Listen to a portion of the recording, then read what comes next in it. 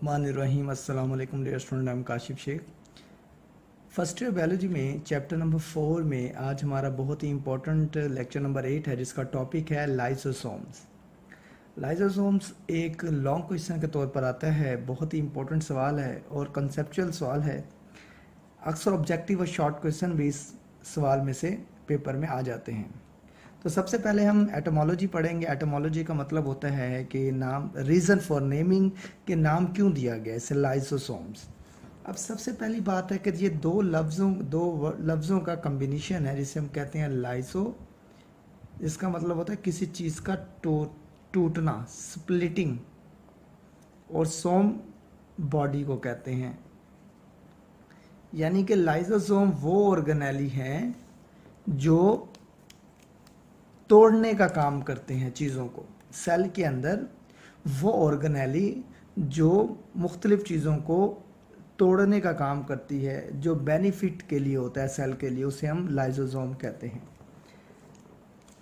Lysosome are cytoplasmic organelle. सबसे पहली बात है कि ये साइटोप्लाज्म में होती है and are different from other due to their morphology.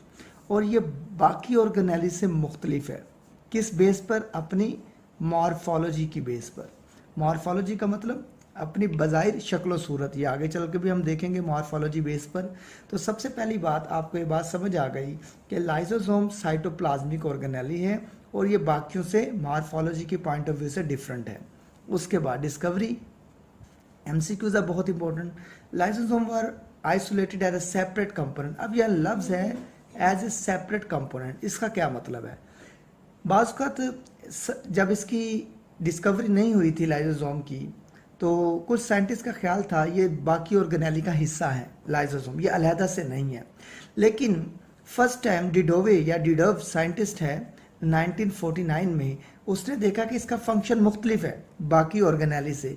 इसलिए डिडोवे ने या डिडोव ने इसको कहा कि ये लाइसोसोम जो है बेसिकली ये एक सेपरेट ऑर्गेनेली है, क्योंकि ये डिफरेंट फंक्शन प्ले कर रहा है। तो उसने 1949 में इसको डिस्कवर किया। तो ये बहुत इंपॉर्टेंट बात है। अक्रंस ये कहाँ पाया जाता है? लाइसोसोम आपको पहले ही बताया, सेपरेटिंग या सोमा बॉडी को कहते हैं। Are found in most eukaryotic cell. अब मोस्ट यूकैरियोटिक का लफ्ज़ क्यों यूज़ किया गया? क्योंकि प्रोकैरियोट में तो ये होते नहीं हैं और प्लांट सेल में भी ये नहीं होते। Plant cell lack, plant cell में नहीं होते ये। इसलिए कहा गया कि ये ज़्यादातर यूकैरियोटिक सेल एनिमल्स में पाए जाते हैं। ये एनिमल्स में क्यों पाए जाते हैं इसको भी देख लेते हैं। Lysosome are present in those animals. अब ये उन एनिमल्स में ज़्यादा पाया जाता है, एनिमल सेल्स में, विच एग्जिबिट फैगोसाइटिक एक्टिविटी। अब फैगोसाइटिक एक्टिविटी का मतलब होता है फैगोसाइटोसिस। हम पहले भी डिस्कस कर चुके हैं सेल मेम्ब्रेन में। सेल के खाने को फैगोसाइटोसिस कहते हैं। अब ऐसे सेल बॉडी के अंदर जो फैगोसाइटोसिस करवाते हैं उनमें लाइसोसोम ज़्यादा होता है, जैसे कि वाइट ब्लड सेल। अब वाइट ब्लड सेल जिसमें बहुत ही इंपॉर्टेंट है न्यूट्रोफिल्स। न्यूट्रोफिल जो है ये इन्वेडिंग जो वायरस बैक्टीरिया होते हैं, इन्वेडिंग ऑर्गेनिज्म वायरस बैक्टीरिया को इनगल्फ करता है, फैगोसाइटोसिस करता है, खाता है उनको, डाइजेस्ट करवाता है ताकि वो बीमारियां ना फैला सकें।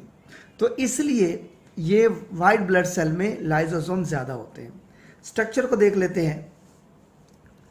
Lysosomes are membrane bounded, single membrane bounded organelles. यानी कि ये बाउंडेड है किससे? Single membrane bounded organelles. यानी कि ये इस तरह की एक सिंगल मेम्ब्रेन बाउंडेड है जिसके अंदर एंजाइम्स हैं। इट इज सिंपल सैक, ये सिंपल सैक है। अब मैंने ऊपर आपको बताया था मॉर्फोलॉजी, इसकी शेप इस तरह भी हो सकती है जिसके अंदर एंजाइम है, इसकी शेप इस तरह भी हो सकती है। तो इसी पॉइंट ऑफ व्यू से कहा जा रहा है कि इसकी मॉर्फोलॉजी की पॉइंट ऑफ व्यू से देखा गया है। और मॉर्फोलॉजी का मतलब होता है इनकी शेप, इसलिए मुख्तलिफ शेप है तो इसको हम प्लियोमॉर्फिक भी कहते हैं। प्लियोमॉर्फिक का मतलब होता है पोली, प्ल्यू का मतलब पोली, बहुत ज़्यादा, मॉर्फिक शेप, ये कई शेप पर मुश्तमिल होते हैं। तो इसलिए यहाँ पर ये बात बताई जा रही है। उसके बाद इट इज सिंपल सैक, ये एक सिंपल सैक होता है लाइक स्ट्रक्चर रिच इन, जिसके अंदर acid phosphatase and several other hydrolytic enzyme, यानी कि हाइड्रोलेज एंजाइम होते हैं इनके अंदर। हाइड्रोलेज एंजाइम का मतलब होता है जो मैक्रोमॉलिक्यूल को तोड़ते हैं। ये हम प्रीवियस लेक्चर में भी डिस्कस कर चुके हैं, चैप्टर नंबर 2 में भी। हाइड्रोलाइसिस का मतलब होता है बड़े मॉलिक्यूल को तोड़ना वाटर ऐड करके, यानी कि कुछ एंजाइम वाटर को ऐड करवाते हैं ताकि बड़े मॉलिक्यूल को तोड़ा जाए, एनर्जी हासिल की जाए। तो ये हाइड्रोलाइटिक एंजाइम है, एसिड फॉस्फेटेज है और हाइड्रोलाइटिक एंजाइम है, हाइड्रोलेज भी कहते हैं। तो ये माइक्रोमॉलिक्यूल्स को वाटर की मौजूदगी में तोड़ते हैं। फंक्शन देख लेते हैं, फॉर्मेशन देख लेते हैं, सॉरी, कैसे बनता है। सबसे पहली बात है लाइसोसोम एंजाइम जो है आर सिंथेसाइज ऑन राइबोसोम। ये राइबोसोम डायरेक्ट भी लिख सकते हैं, लेकिन ये राइबोसोम में बनते हैं क्योंकि राइबोसोम रफ एंडोप्लाज्मिक रेटिकुलम के साथ अटैच होते हैं। ये आपने प्रीवियस लेक्चर में पढ़ा भी हुआ है।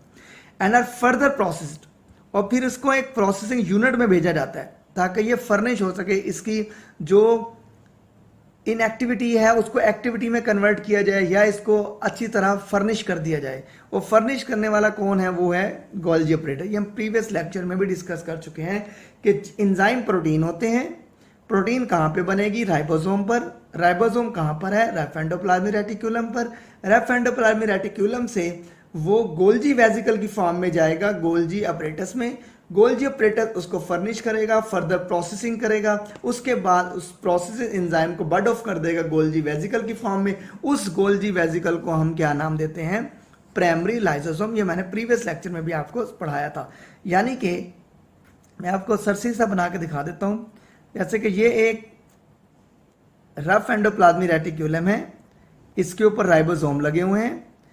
राइबोसोम, अब जैसे कि ये रफ एंडोप्लाज्मिक रेटिकुलम पर राइबोसोम अटैच है, राइबोसोम ने प्रोटीन बनाई, यहां से बड ऑफ होगी एक वेसिकल, इस तरह की फॉर्म में एक वेसिकल बड ऑफ होगी जिसके अंदर एंजाइम मौजूद है, प्रोटीन होते हैं एंजाइम। ये फर्दर जाएगी गोल्जी ऑपरेटस के पास। गोल्जी ऑपरेटस पे क्या होगा कि इनकी फर्दर प्रोसेसिंग होगी।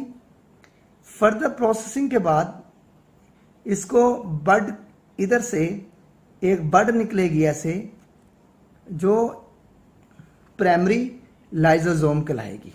यानी कि ये इनएक्टिव फॉर्म है अभी। गोल्जी ऑपरेटर में फर्दर प्रोसेसिंग होगी, उसके बाद इसको बड ऑफ कर दिया जाएगा।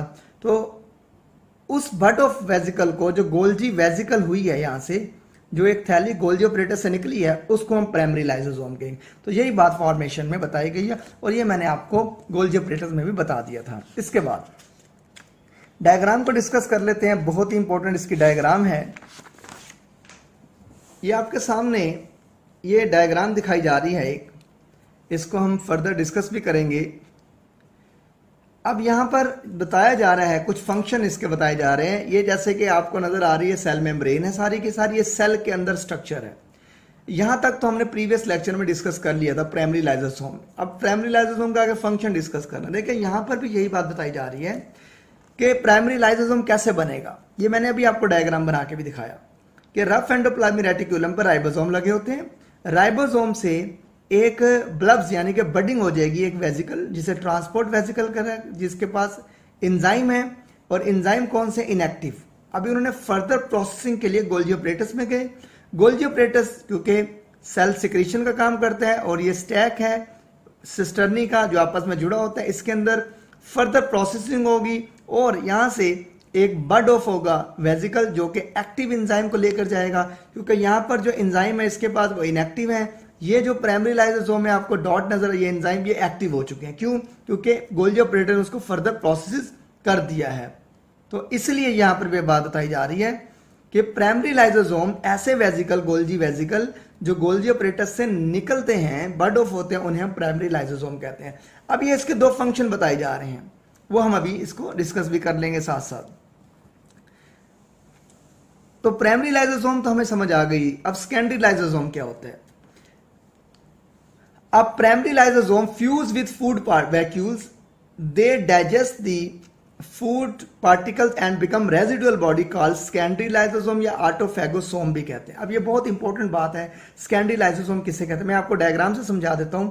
यहां पर बताई जा रही है कि जो प्राइमरी लाइसोसोम है वो मिल जाएंगे फूड वैक्यूल के साथ, they digest the food particles and become residual body called secondary lysosome. अब यहाँ पर आपने थोड़ा समझ लेना है, यहाँ पर जो आपको ये प्राइमरी लाइसोसोम नजर आ रहा है, सेल के खाने का प्रोसेस को हम फैगोसाइटोसिस कहते हैं। फूड पार्टिकल सेल के अंदर आ रहा है, ये फूड वैक्यूल बन गया। अब फूड वैक्यूल के साथ जो लाइसोसोम अटैच है, ये लाइसोसोम है प्राइमरी, और ये फूड पार्टिकल्स है वैक्यूल की शक्ल में आया, उसके साथ ये क्या बन गया है, ये अटैच हो गया आकर।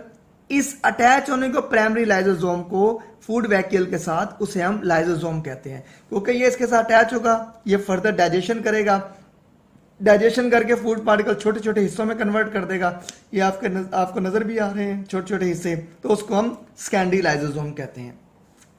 यहां पर भी ऐसी बात की जा रही है कि यहां से जो प्राइमरी लाइसोसोम है वो आके अटैच हो जाएगा, यहां पर वो अपने एंजाइम रिलीज करेगा। ये माइटोकॉन्ड्रिया दिखाया जा रहा है, जो ओल्ड हो चुके होते हैं, जो नॉन फंक्शनल हो चुके हैं, जिनकी एफिशिएंसी कम हो चुकी होती है, उनको भी ये डाइजेस्ट कर लेते हैं। ये मैं अभी आपको फर्दर बताऊंगा भी सही। अब ये जो प्राइमरी लाइसोसोम ये अटैच हो रहा है फूड वैक्यूल के साथ, इस अटैचमेंट को हम सेकेंडरी लाइसोसोम कहते हैं, क्योंकि ये डाइजेस्ट करेगा, डाइजेस्ट के नतीजे में जो छोटे छोटे पार्टिकल बनेंगे सेल के अंदर, सेल उसको यूज करेगा। अब उसको हम सेकेंडरी लाइसोसोम। अब फर्दर भी मैं डायग्राम बना के आपको अलहदा से भी इसको समझा देता हूं। ये पूरी डायग्राम बुक में भी ऐसी बनी हुई है, ये आपने अच्छे तरीके से डायग्राम को बना लेना है। ये पेपर में बहुत इंपॉर्टेंट सवाल है, पूछा भी जाता है। अब सेकेंडरी लाइसोसोम को मैं आपको अलहदा से भी डायग्राम बना के दिखा देता हूं। देखें यहां पर ये बात बताई जा रही है कि आप प्राइमरी लाइसोसोम देखें, ये एक सेल है, ये एक सेल है, सेल के अंदर ये फूड पार्टिकल दाखिल हो रहा है। ये फूड पार्टिकल यहां से फैगोसाइटोसिस के जरिए अंदर आ जाएगा, इसे हम फूड वैक्यूल्स कह देंगे।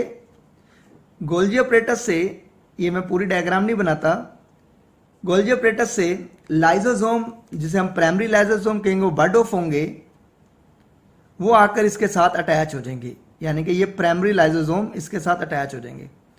अब जो प्राइमरी लाइसोसोम फूड वैक्यूल के साथ अटैच हो रहे हैं, फैगोसाइटोसिस हो रही है, इसको हम प्राइमरी लाइसोसोम को, और फूड वैक्यूल इसको हम सेकेंडरी लाइसोसोम कहते हैं। और इस तरह जो पुराने माइटोकॉन्ड्रिया होते हैं, जो नॉन फंक्शनल हो चुके होते हैं, क्योंकि आप बात याद रखिएगा, सेल दो चीजों को अपने अंदर नहीं रखता, एक नकारा चीजों को, और एक जो फंक्शनलेस हो चुकी होती हैं, जिनका कोई काम नहीं होता, उनको बॉडी के अंदर, सेल के अंदर नहीं रखता। फिर उसको क्या कर लिया जाता है, उसको फेरोसाइटोसिस कर लिया जाता है। तो प्राइमरी लाइसोसोम रिलीज किए जाएंगे, माइटोकॉन्ड्रिया ओल्ड पुराने जो नॉन फंक्शनल हो चुके हैं।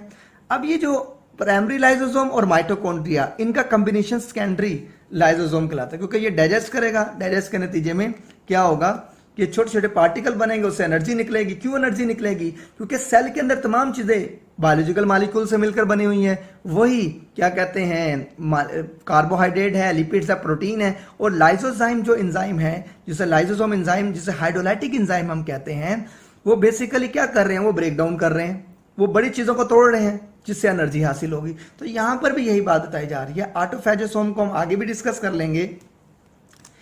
ऑटो का मतलब सेल, फेजोसोम का मतलब होता है खाने के प्रोसेस को। अपने ही सेल अपने ही हिस्सों को खा लेता है, उस खाने को प्रोसेस को हम ऑटोफेजोसोम कहते हैं। ये भी हम डिस्कस भी करेंगे अभी। The digestive vacuole and autophagosome also known as secondary lysosome. अब ये जो डाइजेस्टिव फूड वैक्यूल है, इसके नतीजे में जो डाइजेशन फूड वैक्यूल बनेगा, यानी कि छोटे छोटे पार्टिकल्स बनेंगे इसके डाइजेशन के बाद, उसको हम सेकेंडरी लाइसोसोम कहते हैं। ऑटोफेजोसोम, इसको अभी भी डिस्कस कर लेते हैं आगे चलकर भी। ऑटो अपने ही, फेजो खाना, अपने ही सेल के हिस्सों खाने के प्रोसेस को ऑटोफेजोसोम कहते हैं। फंक्शन, पहला फंक्शन देख लेते हैं। फैगोसाइटोसिस, फैगोसाइटोसिस का मतलब सेल के खाने का अंदाज, खुराक कैसे खाता है। एनी फॉरेन पार्टिकल्स, कोई भी बाहर से जो बॉडी के अंदर चीज जा रही है, that gain entry into the cell, जो सेल के अंदर दाखिल होगा, इज इमीडिएट इनगल्फ, उसे डाइजेस्ट कर लिया जाएगा by the lysosome enzyme. Into digestive particles के अंदर, उसको छोटे छोटे पार्टिकल्स में तोड़ दिया जाएगा, जैसे आपके सामने नजर आ रहा है। इसी को हम फेगोसाइटोसिस कहते हैं, इस प्रोसेस को। ये आपके सामने फेगोसाइटोसिस हो रहा है। ये प्राइमरी लाइसोसोम फूड वैक्यूल के साथ अटैच हुआ, सेकेंडरी लाइसोसोम फिर छोटे छोटे पार्टिकल डाइजेशन के नतीजे में बने। तो इसका फायदा क्या होता है, इंपॉर्टेंस क्या है? Phagocytosis protect the cell from invading organism. देखें, इन्वेडिंग ऑर्गेनिज्म कौन से होते हैं? वायरस, बैक्टीरिया, प्रोटोजोन, ये तमाम बीमारियां फैलाते हैं। ये जैसे ही हमारे बॉडी के अंदर जाते हैं तो सेल, वाइट ब्लड सेल जो होते हैं, ये इनको फेगोसाइटोसिस कर ले, इनको खा जाते हैं। मैंने अभी आपको बताया कि फेगोसाइटिक एक्टिविटी जिन एनिमल में ज्यादा होते हैं, लाइसोसोम वहां पर ज्यादा होते हैं। वाइट ब्लड सेल क्योंकि ये काम परफॉर्म कर रहा है हमारी बॉडी में, डिफेंस सिस्टम है हमारी बॉडी का, आर्मी है हमारी बॉडी की, तो उसमें लाइसोसोम ज्यादा होते हैं। Digest the food enter as a food vacuoles. अब डाइजेस्ट करता फूड को, अब आपके सामने है फूड को डाइजेस्ट कर रहा है, ये फूड को डाइजेस्ट करवा रहा है। इंटर एज जो कि फूड वैक्यूल के तौर पर दाखिल हुई है। यहां पर भी देख लें आप डायग्राम में, ये फूड इंटर हो रही है, ये फेगोसाइटोसिस इनफोल्डिंग हुआ, ये फूड वैक्यूल बना। फूड वैक्यूल को डाइजेस्ट करने के प्रोसेस को ये काम करता है। तो ये हमारा पहला फंक्शन हो गया। इसके बाद सेकंड फंक्शन देख लेते हैं, एक्स्ट्रा सेलुलर डाइजेशन क्या होते हैं? एक्स्ट्रा सेलुलर डाइजेशन का मतलब होता है lysosome are also release enzyme for extracellular digestion. कैसे? अब देखें, ये लाइसोसोम है, इसके अंदर एंजाइम है, हाइड्रोलाइटिक एंजाइम, जो ब्रेक डाउन का काम करते हैं। अब बाज़ का सेल, लाइसोसोम से बड़ा पार्टिकल आ जाता है या सेल से बड़ा पार्टिकल आ जाता है, अब इसको अंदर तो लेके जाया नहीं जा सकता, तो फिर क्या होगा? लाइसोसोम एंजाइम रिलीज करेगा, इसके इर्द गिर्द एंजाइम रिलीज करेगा। एंजाइम रिलीज करने से होगा क्या? क्योंकि ये सेल के बाहर हो रहा है, ये लाइसोसोम, इसने एंजाइम रिलीज किया, जिसकी वजह से जो फूड का बड़ा पार्टिकल है वो छोटे छोटे पार्टिकल्स में कन्वर्ट हो जाएगा और फिर इसको अंदर लेके जाया जाएगा फेगोसाइटोसिस के जरिए। तो ये एक्स्ट्रा सेलुलर डाइजेशन है। ऑटोफैजी क्या होती है? ऑटोफैगी बहुत ही इंपॉर्टेंट शॉर्ट क्वेश्चन है, बहुत इंपॉर्टेंट सवाल है, पेपर में अक्सर पूछा जाता है। सेल्फ ईटिंग, अपने ही सेल के हिस्सों को खाना, उसको हम ऑटोफैगी कहते हैं। It is a process by which unwanted structure, unwanted का मतलब मैंने अभी आपको बताया, सेल अपने अंदर कोई भी चीज नकारा, बेकार, जिसकी जरूरत नहीं हो तो उसको नहीं रखता। इसी वजह से सेल क्या करता है? अनवांटेड स्ट्रक्चर, जैसे ओल्ड माइटोकॉन्ड्रिया, क्योंकि सेल डिवीजन के बाद सेल दो हिस्सों में डिवाइड हो जाता है, माइटोसिस होती है, तो बहुत सारे सेल को खुराक की जरूरत होती है। तो सेल के पास जो ओल्ड माइटोकॉन्ड्रिया होते हैं, क्योंकि माइटोकॉन्ड्रिया एटीपी हाउस है, ये एटीपी को बनाता है, तो इसकी एफिशिएंसी कम हो जाती है, इसलिए बूढ़ा हो जाता है, कमजोर हो जाता है, तो ये काम नहीं कर पाता। लेकिन है ये ऑर्गेनेली, ये भी कार्बोहाइड्रेट प्रोटीन से मिलकर बनी होती है। इसे क्या किया जाता है? माइटोकॉन्ड्रिया वगैरह within the cell are, इससे सेल के अंदर ही रिमूव कर लिया जाता है, यानी कि सेल के अंदर ही माइटोकॉन्ड्रिया पर, ये आपके सामने डायग्राम बनी हुई है, ये माइटोकॉन्ड्रिया के इर्द गिर्द क्या है? लाइसोसोम को रिलीज कर दिया गया है और इसको भी डाइजेस्ट कर लिया जाएगा। इससे जो एनर्जी निकलेगी उसको सेल यूज करेगा। तो यहाँ भी ये डायग्राम बनी हुई है, लाइसोसोम, प्राइमरी लाइसोसोम माइटोकॉन्ड्रिया के साथ अटैच हुआ, उसको डाइजेस्ट किया और सेकेंडरी लाइसोसोम, ये एनर्जी बॉडी के अंदर दोबारा, यानी कि सेल के अंदर दोबारा इस्तेमाल हो जाएगी। ड्यूरिंग दिस प्रोसेस, ये इसका इंपॉर्टेंस है, एक इंपॉर्टेंस ये है, एक इंपॉर्टेंस नीचे लिखी हुई है, यहाँ आप इसको अलहदा भी लिख सकते हैं या इकट्ठा भी लिख सकते हैं। During this process some old damage and dried parts, बाज़ औक़ात इस अमल के दौरान जो पुराने, जो डैमेज, टूट फूट का शिकार होते हैं, डेड, ये खत्म हो चुके होते हैं, parts of the cell are dead, उसको डाइजेस्ट कर लिया जाता है। यानी कि वही चीज़ें जिनकी बॉडी सेल को जरूरत नहीं है, तो सेल ने इसको क्या करना है? डाइजेस्ट करना है, उससे एनर्जी हासिल होगी। The material of the cell renew, तो ताकि जो सेल के अंदर जितनी भी चीज़ें उन्हें रीन्यू किया जाए। ऑटोफैगोसोम क्या होता है? ये हमें अभी भी डिस्कस किया था। ऑटो का मतलब सेल्फ, फैगो का मतलब खाना। The lysosome which eat part of their own cell, अब ये आपके सामने देख लें, ये अपने सेल के हिस्सों को खा रहा है, अपने ही सेल के हिस्सों को खाना लाइसोसोम के जरिए, उसको ऑटोफैगोसोम कहते हैं, क्योंकि ये कौन करवा रहा है? सेल करवा रहा है। अब ये होता क्यों है? ऐसा क्यों होता है? उसकी दूसरी इंपॉर्टेंस, सम टाइम बाज़ औक़ात अंडर एबनॉर्मल सर्कमस्टांसिस, बाज़ औक़ात जो एबनॉर्मल सर्कमस्टांसिस होते हैं, जैसे कि स्टारवेशन, फाका कशी, सेल को एनर्जी नहीं मिली, और आप अच्छी तरह जानते हैं सेल को अगर नैनो सेकेंड जिसे हम कहते हैं 1 सेकंड से भी कम अगर एनर्जी ना मिले तो सेल क्या हो सकता है, सेल डेड हो सकता है। इसलिए सेल को तो एनर्जी चाहिए, तो सेल एनर्जी कहां से लेगा? तो सेल एनर्जी क्या करता है, नॉर्मल फिजियोलॉजिकल प्रोसेस करवाता है, अपने अंदर एक केमिकल रिएक्शन करवाता है सेल के अंदर। The parts of cell engulf, उन सेल को डाइजेस्ट करवाता है बाय लाइसोसोम एंड डाइजेस्ट, इसलिए डाइजेस्टेड हो रहे हैं क्योंकि वो उनसे एनर्जी निकलेगी। यानी कि फाका कशी के दौरान जब सेल को प्रॉपरली एनर्जी नहीं मिलती, वो अपने ही सेल को खाना शुरू कर देता है, अपने सेल के हिस्सों को खाना शुरू कर देता है, उससे एनर्जी निकलती है। और वो एनर्जी क्या होती है, सेल के फंक्शन के लिए, फिजियोलॉजिकल प्रोसेस के लिए, नॉर्मल फिजियोलॉजिकल प्रोसेस के लिए जरूरी होती है। क्योंकि अगर एनर्जी ना मिली तो सेल डेड हो जाएगा, सेल डेड हो जाएगा तो फिर आगे प्रॉब्लम मजीद बढ़ सकती हैं। चौथा फंक्शन इसका और आखिरी फंक्शन है डेवलपमेंटल रोल। डेवलपमेंटल रोल का मतलब होता है कि डेवलपमेंट कहते हैं किसको है, जैसे मां के पेट में बच्चा बन रहा होता है, उस बनने के अमल को डेवलपमेंट कहते हैं। जब वो बन जाता है तो फिर आगे वो क्या करता है, ग्रोथ करता है, साइज में बड़ा होता है, उसे हम ग्रोथ कहते हैं। तो डीजनरेशन का मतलब क्या है, बाज़ औक़ात एम्ब्रियो स्टेज में जब मां के पेट, इंसान का बच्चा जो मां के पेट में बन रहा होता है, तो उसकी टेल होती है, उसकी उंगलियों के दरमियान झिल्ली होती है जिसे वेब्ड कहते हैं, जैसे मेंढक की उंगलियों के दरमियान झिल्ली होती है।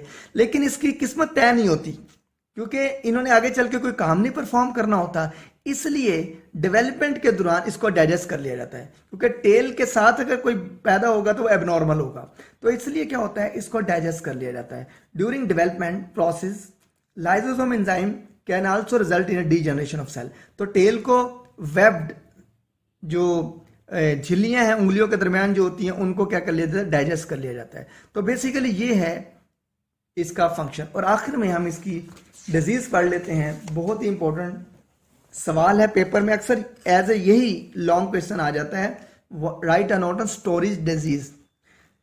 अब पहले इस बात को समझे आप, स्टोरेज डिजीज होती क्या चीज है। आखिरी बात है हमारी, स्टोरेज डिजीज का मतलब ये होता है कि जो चीजें हमारी सेल में जमा होती जा रही हैं उसकी तोड़फोड़ होना बहुत जरूरी है, और उसकी तोड़फोड़ कौन करवाता है, लाइसोसोम करवाता है। इसका मतलब अगर चीजें सेल के अंदर जमा होती गई और वो टूटी ना, यानी कि तोड़फोड़ उनकी ना हुई, डाइजेशन ना हुई, तो वो तो बीमारियां पैदा कर देंगी, वो तो बीमारियों का सबब बन जाएंगी। और अगर वो जमा हो जाएंगी, उनके जमा होने से जो बीमारियां पैदा हो, उन्हें स्टोरेज डिजीज कहते हैं। इसको डिस्कस कर लेते हैं हम। सेवरल कंजेनिटल डिजीज, कंजेनिटल का मतलब बाय बर्थ, पैदाइशी, जो पैदाइशी बीमारियां होती हैं। जाहिर सी बात है, पैदाइशी बीमारियां कैसे हो रही हैं, वो बीमारियां जो वालदैन से आ रही हैं जीन की शक्ल में, वो जीन जो डिफेक्टिव है, अभी हम इसकी वजह भी पढ़ लेंगे। तो जो बाय बर्थ जो पैदाइशी बीमारियां हैं, have been found to be due to accumulate within the cell of the substance such as the glycogen and various glycolipids। यानी कि जो स्टोरेज डिजीज है बेसिकली वो कोई सब्सटेंस सेल के अंदर इकट्ठे होते जा रहे हैं और वो टूट नहीं रहे। तोड़ना किसने है, लाइसोसोम ने। अब लाइसोसोम है नहीं, क्यों नहीं है, क्योंकि ये पैदाइशी बीमारी है। उसकी वजह भी पढ़ लेते हैं क्यों नहीं है। अब ये चीजें सेल के अंदर जमा होती जाएंगी, जब सेल के अंदर चीजें जमा होती जाएंगी और वो टूटेंगी नहीं, तो उनसे बीमारियां पैदा होंगी जिन्हें हम स्टोरेज डिजीज कहते हैं। स्टोरेज डिजीज या कंजेनिटल डिजीज, ये बहुत इंपॉर्टेंट शॉर्ट क्वेश्चन है। कॉजेज बताएं, वजूहात बताएं। देखिए, they are produce by a mutation. अब म्यूटेशन क्या होती है, अब सब जानते हैं, जो भी इंसान या जानवर या पौधा पैदा होता है वो अपने माँ बाप से खसूसियत को लेकर पैदा होता है। यानी कि माँ बाप से क्रोमोसोम जो होते हैं बच्चे को बनाने में मदद करते हैं। क्रोमोसोम क्या होता है, बेसिकली डीएनए और प्रोटीन से मिलकर बना होता है। डीएनए का एक खास टुकड़ा जीन कहलाता है। जीन क्या करता है, जीन बेसिकली प्रोटीन बनाता है, और आपको पता है एंजाइम प्रोटीन होते हैं। अब जब प्रोटीन नहीं बनेगी क्योंकि जीन डिफेक्टिव आए हैं, क्योंकि म्यूटेशन हो गई है, चेंजिंग इन द जीन, जब चेंजिंग आ गई है तो जाहिर सी बात है प्रॉपरली प्रोटीन नहीं बनेगी। That affect on the lysosomal enzyme, जो कि असरअंदाज होगी लाइसोसोम एंजाइम पर। Involve in the catabolism, lysosome पर असरअंदाज हो रही है क्योंकि लाइसोसोम बनेंगे नहीं, अगर बनेंगे भी सही तो एबनॉर्मल बनेंगे, क्योंकि लाइसोसोम का काम था कैटाबोलिज्म करवाना। कैटाबॉलिज्म का मतलब होता है बड़ी चीज को छोटी चीज में तोड़ना। ग्लाइकोजन बड़ी चीज है, ग्लाइकोलिपिड्स बड़ी चीज है। ग्लाइकोजन टूटेगा तो ग्लूकोज बनेगा, तो ग्लाइकोजन टूट नहीं रहा। Of a certain substances glycogen and glycolipid टूट नहीं रही और सेल के अंदर जमा होती है। फैट, लिपिड फैट है तो ये फैट जमा होते जाएंगे जो कि न्यूरॉन के फंक्शन के ऊपर असरअंदाज होंगे, न्यूरॉन अपना काम नहीं कर पाएगा। अबाउट 20 सच डिजीजेस, तकरीबन 20 इस तरह की बीमारियां जो है अब तक known these days which are because of the absence of the particle enzyme. और वो किस वजह से हो रही है? Absence of the particle enzyme. Particle enzyme कौन सा है? Lysosome enzyme. लाइसोसोम एंजाइम का क्या काम है? तोड़ना। किस चीज को तोड़ना? बड़ी चीजों को सेल के अंदर इकट्ठे ना होने देना, उसको तोड़ते रहना। अब वो क्यों नहीं है लाइसोसोम एंजाइम? क्योंकि म्यूटेशन हो गई।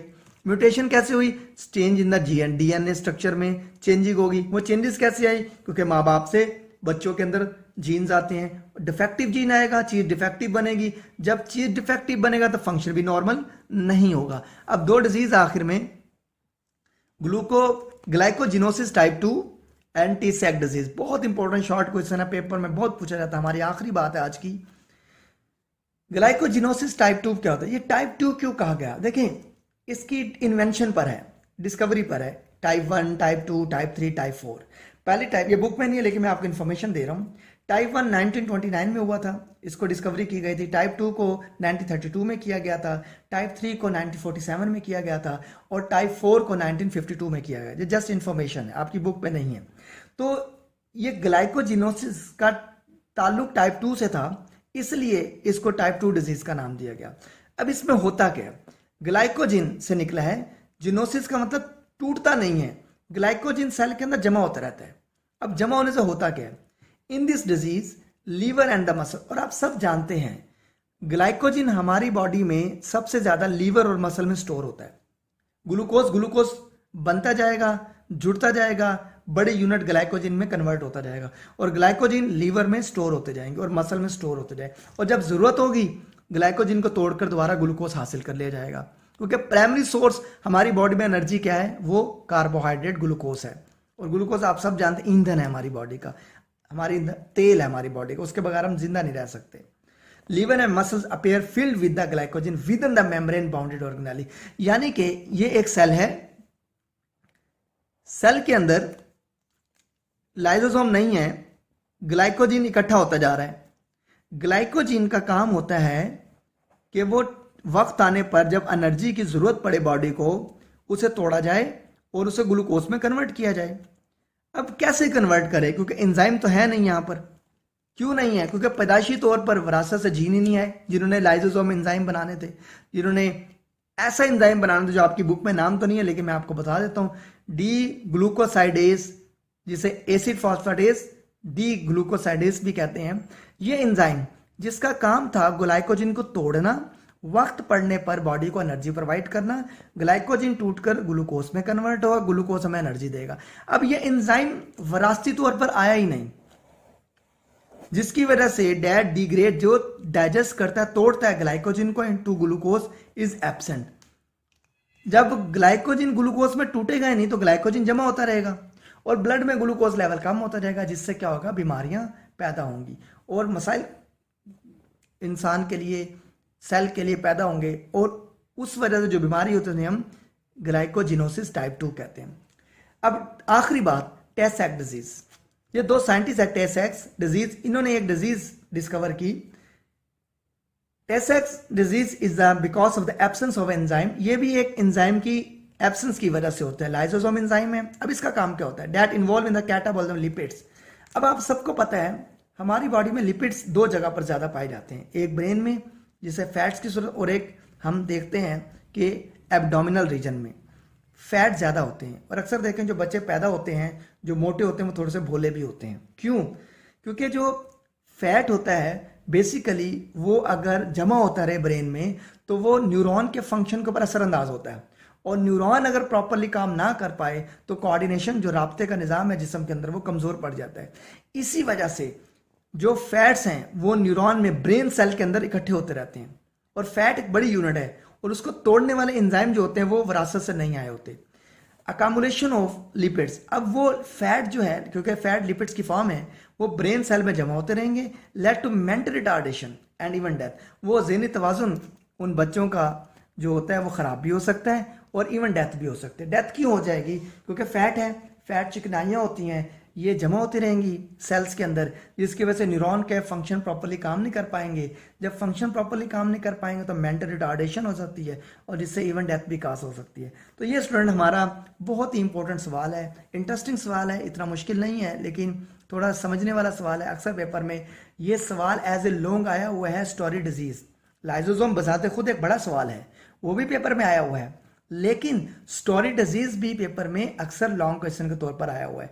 तो लेकिन शॉर्ट क्वेश्चन तो ये बहुत अहम है, तो इसलिए आपने इसको कर लीजिएगा। अब तक के लिए इतने, थैंक यू सो मच, अल्लाह हाफिज़।